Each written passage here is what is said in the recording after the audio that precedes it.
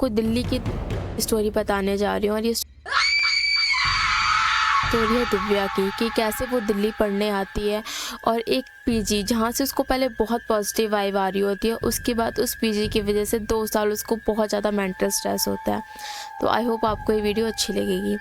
Story ऐसे start होती है कि दिव्या जो होती है उसको एसएससी की तैयारी करनी होती है। तो उसने सुना होता है कि जो दिल्ली है वहाँ एसएससी बहुत अच्छे से, एसएससी की प्रिपरेशन बहुत अच्छे से कराई जाती है।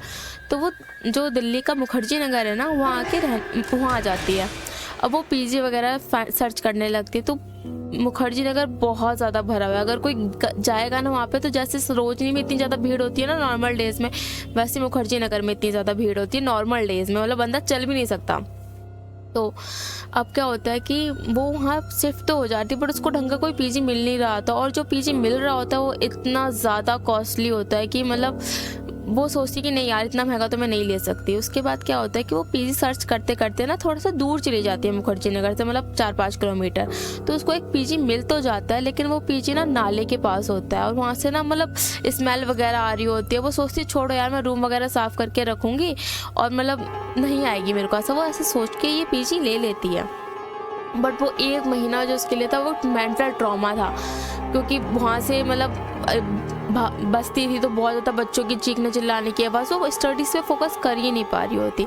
तो वो सोचती है 1 महीने बाद यार अब तो मैंने रेंट दे दिया, अब तो मेरे को यहाँ से छोड़ना ही पड़ेगा, मैं यहाँ पढ़ नहीं सकती, मतलब हर चीज़ बर्बाद हो जाएगी अगर मैं यहाँ रही तो वो ये चीज़ सोचती है। उसके बाद ना एक दिन वो क्लास में बैठी होती है तो उसकी जो फ्रेंड होती है ना, बेस्ट फ्रेंड मान लो या न्यू फ्रेंड बनी होती है, वो आती है बोलती है यार मेरे को ना जो मेरा पीजी है वो जम नहीं रहा, मेरे को लेना है 1 BHK का पीजी लेना है और कोई रूममेट चाहिए मेरे को ताकि मेरा थोड़ा सा रेंट हल्का हो जाए। जो दिव्या होती है वो तो यही सर्च कर रही होती है, तो दिव्या बोलते हैं यार मेरे को ही ले ले, हम दोनों मिलके पीजी ले लेते हैं। और उसी दिन वो पीजी ढूंढने निकल जाते हैं। तो उनको एक पीजी पसंद आ जाता है, 1 BHK का होता है, थोड़ा सा दूर होता है वहाँ से, मतलब बहुत ग्रीनरी एरिया में होता है बट उससे पास होता है जहाँ वो पहले थी। तो वो बहुत खुश होती है, वो ऐसे ही माहौल में मतलब आपने गए होगे उत्तराखंड, देखा होगा कितनी ग्रीनरी, कितना नेचुरल एरिया, तो उसको थोड़ी तो मिलती तो वो खुश हो जाती कि हाँ यार मेरे को ऐसे ही पीजी चाहिए था। तो अब वो पीजी में शिफ्ट हो जाते हैं और सब कुछ बहुत अच्छा चल रहा होता है। जो पीजी की जो मकान मालिक होती है उसकी दिव्या से बहुत बन रही होती है और वो ना कृष्णा जी के बहुत ज़्यादा भक्त होते हैं, तो वहाँ पे पूजा पाठ हर चीज़ चलती रहती है। तो अब दिव्या बहुत खुश है, एक बहुत पॉजिटिव माहौल है, कभी बिल्डिंग में कीर्तन हो रहे हैं, मतलब हर महीने में 2 बार तो कीर्तन होते थे, भगवत गीता चल रही है, ये सब दिव्या को बहुत ज़्यादा पीस दे रहा था, पीसफुल था उसके लिए। तो उसके बाद अब दिव्या बहुत खुश है, मतलब उसकी स्टडीज़ वगैरह सब कुछ अच्छे से चल रही है। बट ना उसकी जो बिल्डिंग है वहाँ पे ये अलाउड नहीं था कि वो वहाँ चिकन खाए या नॉनवेज का कोई भी सामान लेके आए, ये सब बिल्कुल अलाउड नहीं था। बिल्डिंग के बाहर जो करना है करो, बस बिल्डिंग में नहीं ला सकते आप। तो उसके बाद क्या होता है ना, एक दिन क्या होता है, दिव्या ना बैठी होती है, उसको सोचती है यार अब तो इतनी रात हो गई है, मेरे को भूख लग रही है, कुछ बनाने का मन नहीं है, तो मैं ना क्या काम करती हूँ KFC से मंगवा लेती हूँ और ऊपर बैठ के खा लूँगी और ऊपर ही फेंक दूँगी, बाद में सुबह फेंकती हुई चली जाऊँगी।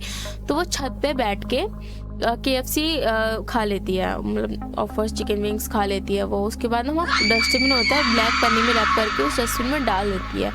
जो छत की चाबी होती है ना वो सिर्फ दिव्या के पास होती है, मतलब सिर्फ दिव्या ही छत पे जाती है। मकान मालिक बूढ़े थे तो वो ग्राउंड फ्लोर में रहते थे और ऊपर ज़्यादा आना जाना उनका था नहीं, बस दिव्या ही वहाँ पे जाती थी, मतलब दिव्या ही रात को टहलती थी या सुबह टहलती थी और कोई उसके अलावा नहीं जाता था। तो अब क्या होता है, सुबह होती है, सुबह सोचती है दिव्या यार कोई चला ना जाए ऊपर, फटाफट मैं जो पन्नी है उसको फेंक देती हूँ। जब दिव्या जाती है ना ऊपर, वो देखती है कि यार मतलब जो डस्टबिन है वो खिसका हुआ है हल्का सा और जो पन्नी है वो भी गायब है वहाँ से। अब दिव्या सोचती है यार छत पे तो मेरे अलावा कोई नहीं आता, कौन हो सकता है जो गया हो और उसने ऐसा किया हो, मतलब कि पॉलीथीन उठा के भाग गया। वो बहुत सोचती है बट वो सोचती है छोड़ यार कोई जानवर होगा, बिल्ली बिल्ली होगी जो ले गई होगी खींच का, ऐसा सोचो कॉमन है। तो उसके बाद क्या होता है कि दिव्या इस बात को छोड़ देती है, बट दिव्या नोटिस करने लगती है कि हर रात छत पे क्या होता है कि यार चीज़ें उधर से उधर खिसकी हुई और चाबी सिर्फ उसके पास होती है। वो सोचती है यार कोई ना कोई जानवर आने लगा होगा कि उस दिन मैंने हड्डी डाल दी थी यहाँ पे इस वजह से। बट एक दिन क्या होता है, जो दिव्या के साथ उसकी फ्रेंड रह रही होती है, उसका नाम आयशा होता है, वो मोमडन होती है। वो उसके खाने में ना बहुत कॉमन होता है नॉनवेज, वो बाहर से खाती है बट उसको बहुत कॉमन चीज़ है उसके लिए, वो नहीं रह सकती नॉनवेज के बिना। तो उसके बाद वो हमेशा बाहर से खा के आती थी। एक रात क्या होता है, और वो सुबह उठ के मतलब नवाजी भी थी, तो सुबह उठ के वो नमाज भी पढ़ती थी। एक बार क्या होता है ना, उसकी फ्रेंड की आँख खुल जाती है रात के 3 बजे टाइम, और वो देखती है किचन में कोई है। बट वो ध्यान से देखती है ना, किचन में मतलब एक लेडी बैठी होती है और वो बर्तन ना पीट रही होती है तेज तेज से। अब वो इतना ज़्यादा डर जाती है कि घर में कोई है और दिव्या को कोई फ़र्क नहीं पड़ रहा, ऐसा सोचने लगती है वो। बट वो सोचती है यार क्या पता मेरा कोई है, मतलब वो बहुत ज़्यादा डर जाती है और चादर लेके ओढ़ के, और उसी रात वो बहुत मतलब डर के मारे जैसे आंखें बंद करके बस लेटी होती है। और जैसे ही सुबह होती है ना, वो दिव्या को ये सब बताती है और किचन में जाती है। तो किचन में देखती है वो सारे बर्तन फैले हुए हैं। बट वो जब दिव्या को ये सब बताती है और दिव्या किचन में जाती है तो उसे कुछ भी नहीं दिखता ऐसा। तो अब क्या होता है, डेली डेली आयशा को ये सब दिखने लग गया, और वो दिव्या को डेली बता रही है कि यार किचन में ये सब हो रहा है। बट दिव्या मानने को तैयार नहीं, क्योंकि वो भी उस रूम में रह रही है और उसके साथ ऐसा कुछ भी नहीं हो रहा। तब क्या करती है, जो आयशा होती है वो वहाँ से चली जाती है और उसकी जगह दूसरी लड़की आ जाती है। कि आयशा डर जाती है, वहाँ नहीं रहना चाहती, तो उसकी जगह दूसरी लड़की आ जाती है। और दिव्या को तो जगह पहले ही पसंद होती, तो वो नहीं बदलती वो रूम। अब दिव्या का जो रूममेट था वो बदल चुका था। अब एक दिन क्या होता है ना कि वो ऊपर जाती है छत पे, वो देखती है कि यार यहाँ ना कुछ हो रखा है, हवन वगैरह हो रखा है रात को। क्योंकि जो काला काला रह जाता है, फिर जो थोड़ा सा हवन सामग्री वगैरह होती है, पता लग जाता है कि हवन कैसा होता है। जिस जगह से हवन हटाया हो उससे उस जगह पता लग जाता है कि यहाँ क्या हुआ है। तो अब दिव्या देखती कि यार वहाँ ना हवन जैसा कुछ हो रखा है। तो दिव्या सोचती छोड़ यार, इनका पर्सनल मैटर, मैं क्या ही बोलूँ। तो अब वो देखती कि डेली 3-4 रात तक कंटिन्यू यहाँ हवन हो रहा है। अब दिव्या कुछ बोल तो सकती नहीं, उसका छत पे जाना कम हो जाता है। अब एक दिन क्या होता है कि ना, दिव्या अपने कपड़े डाल के भूल जाती है और उसको रात को याद आता है कि यार मैंने तो आज कपड़े उठाए ही नहीं है। तो अब दिव्या छत में जाती है 1 बजे साइड, और वो क्या देखती है, जो उसके कपड़े रह गए थे, वो उठाना भूल गई थी, वो सारे कपड़ों को उठा के एकदम ऐसा बनाया हुआ है ब्रिक जैसे ही कुछ नीचे सपोर्ट के लिए बनाया हुआ है, और उसके ऊपर हवन रख के उसमें पूजा की गई है। उसके कपड़े भी हर करके काले हो गए हैं। वो नीचे से अपने कपड़े उठाती है और फटाफट भाग जाती है। वहाँ से दिव्या डर जाती है। अब दिव्या अपनी मम्मी को फ़ोन करती है और बताती कि मम्मी यार मेरे साथ ना ये हो रहा है, और इस बिल्डिंग में मेरे को ऐसा फील नहीं हो रही, बहुत नेगेटिव वाइब आ रही है मेरे को। तो उसकी मम्मी बोलती है कि यार अब तो 2-3 महीने बचे हैं, अब बस इनको ख़त्म करके आ जा, क्योंकि जिस बिल्डिंग में तू रह रही है वो बिल्डिंग भी अच्छी है, मकान मालिक भी अच्छी है, और जो तेरे मकान मालिक अंकल है वो पुलिस में भी है, कुछ होगा तो वो हैं। तो अब दिव्या उनकी मम्मी की बात मान जाती है।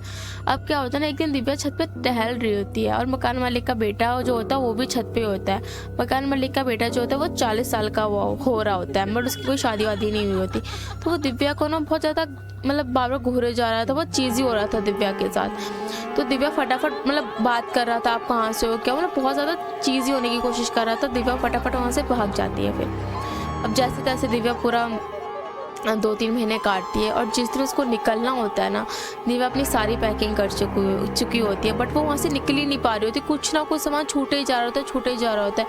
दिव्या जैसे तैसे अपनी पैकिंग कंप्लीट करती है।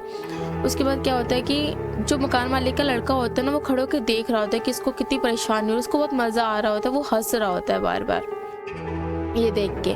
तो दिव्या तो मतलब चिढ़ जाती है, और अपने बॉयफ्रेंड को फ़ोन करती है कि यार मेरे साथ ये हो रहा है, मैं पैकिंग नहीं कर पा रही। वो कहता है कोई बात नहीं, तो धीरे धीरे कर ले, अभी तो बहुत टाइम है तेरी बस को। वो कर लेती है जैसे जैसे वो पैकिंग कर लेती है, बट वो थोड़ा लेट हो चुकी होती है।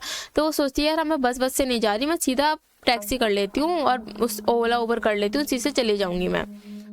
तो अब दिव्या ना फटाफट टैक्सी करने लग जाती है, बट ना अब उससे बुकिंग नहीं हो रही, उसका फ़ोन ही नहीं चल रहा, उसका फ़ोन बिल्कुल हैंग हो गया, मतलब बिल्कुल कैसा हो गया जैसे ख़राब है, फ़ोन गिर चुका हो, मतलब स्क्रीन बिल्कुल काम नहीं कर रही उसके फ़ोन की। तो अब क्या करती है ना, वो जैसे तैसे अपने मतलब इतना चला लेती है कि वो किसी को कॉल कर सकेगा। वो अपने बॉयफ्रेंड को कॉल करके बोलती है यार ये फ़ोन ना बिल्कुल नहीं चल रहा, मुझसे टैक्सी बुक नहीं हो रही, तो मेरे लिए टैक्सी बुक कर दो। तो उसका बॉयफ्रेंड जो होता है वो टैक्सी बुक कर देता है।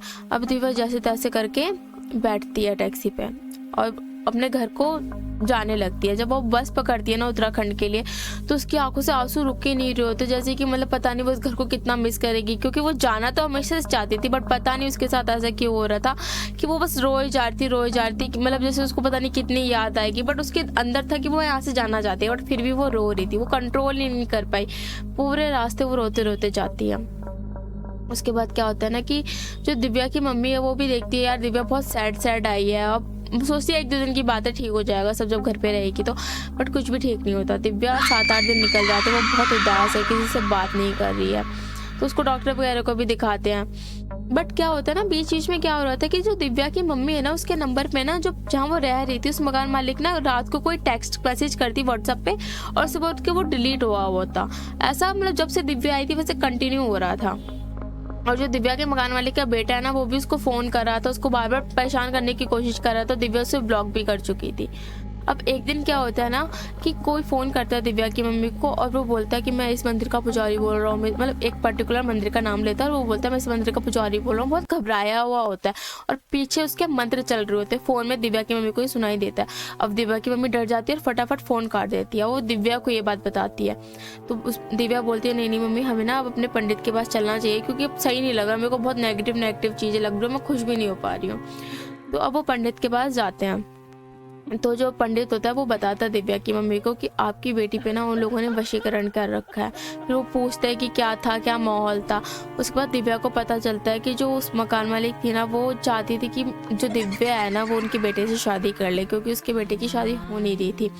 इस वजह से ना उसने, जो मकान मालिक जो होती है, उसने दिव्या पे वशीकरण किया होता है। और वो बहुत, जब से दिव्या आई होती है ना तब से वो कंटिन्यू कर ही रही होती है। और जो भगवान का दिखाती है ना, वो सब एक दिखावा ही था उनके लिए। वो कुछ इतना ज़्यादा भक्त नहीं थे, वो उसमें दिव्या की नज़र में अच्छा बनना चाहते थे ताकि वो प्रसाद वगैरह खा ले।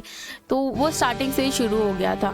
अब ना दिव्या को जब ये बात पता लगती है, होता है ना कि हम जब बीमार को पता लग जाता है वो बीमार है, तो वो उसके साथ वो फील करने लगता है कि हाँ मेरे यहाँ दर्द हो रहा है, वहाँ दर्द हो रहा है। अब दिव्या फील करने लगी थी कि यार उसे कोई दिख रहा है ऐसे करके।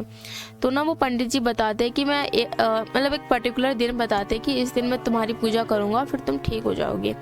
अब वो दिन भी आ जाता है और जब तक दिव्या को इतना ज़्यादा चीज़ें दिख चुकी होती है, वो इतने ज़्यादा मेंटल हरास हो चुकी होती है कि कभी उसको दिख रहा है कि कोई उसके बेड के नीचे लेटा हुआ है, कभी कोई उसको लग रहा है कि उसके मतलब बाहर देख रही है तो बाहर कोई खड़ा हुआ है। ऐसे उसको कंटिन्यू कोई ना कोई हो रहा था, दिख ही रहा था जब, लेकिन ये सब रात को ही हो रहा था।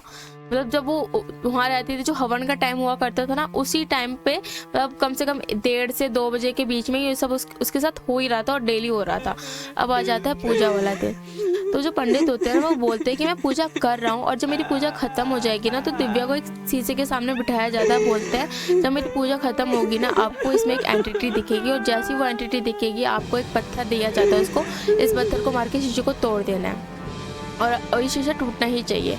तो अब क्या होता है, वो पूजा वूजा करने लगते हैं। पूजा फिनिश हो जाती है। अब जैसी ना दिव्या क्या करती है, सामने बैठी होती है ना, उसको ना उस शीशे पे वो एंटिटी दिख जाती है जो उसको हमेशा दिख रही होती है। अब दिव्या पत्थर उसमें खिंचा के मार देती है और वो शीशा नहीं टूटता। अब पंडित जी सब इतना ज़्यादा घबरा जाते हैं। विद इन अ सेकेंड जो पंडित का चेला होता है ना, वो उसमें कुछ और उठा के मार देता है शीशे पे। अब वो शीशा फूट जाता है और वो दिव्या से बोलता है कि अगर इस वक्त ये शीशा नहीं फूटा होता ना, तो ये एंटिटी तुम्हें अपने साथ ले जाती। और ये सुन के ना दिव्या इतना ज़्यादा डर गई कि उस ट्रॉमा से ना वो 2 साल तक कंटिन्यू, अब सब कुछ ठीक होने के बाद भी उसको चीज़ें दिखने लगी, उसको फील होने लगा कि नहीं यार कुछ तो है, कुछ तो ऐसा कुछ होता है। वो अपने हाथों पे भगवान का नाम लिख के घूम रही है। इतना डर चुकी है ना कि वो अपने आप को भगवान के करीब करने के लिए हर चीज़ करी। और 2 साल तक वो इतना मतलब इतना जूझने के बाद वो ठीक हुई और अब वो ठीक है। आई होप आपको ये स्टोरी अच्छी लगी होगी। ऐसी स्टोरी के लिए आप मेरा चैनल दीप शावल सब्सक्राइब करें and thank you for watching it.